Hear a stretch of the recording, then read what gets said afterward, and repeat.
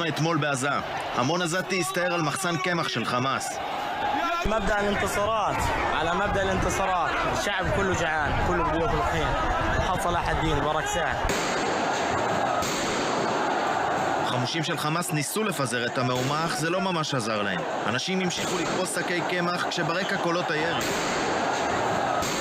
הידיעה על פריצת המחסן נפוצה כאש בשדה קוצים. وين رايحة يا حجة؟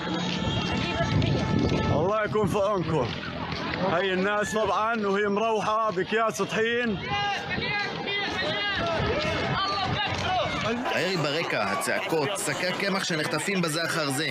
כל אלה מספרים סיפור אחר לגמרי מזה שחמאס ניסה להציג. לא ערבה ישראלית, אלא שלטון שמונע מהאזרחים שלו את הדבר הבסיסי ביותר.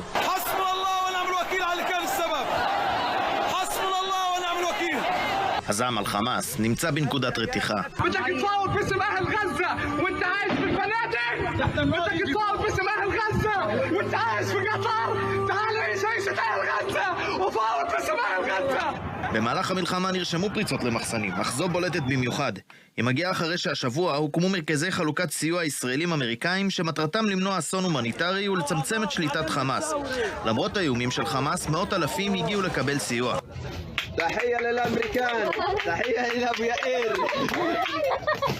اندومي شاي بس شاي طحين بسكوت يا عين على البسكوت.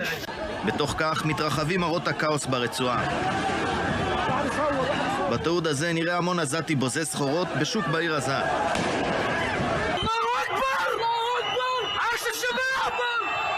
וחגיגות ברחובות ב7 באוקטובר לריצה אחרי לחם השבוע.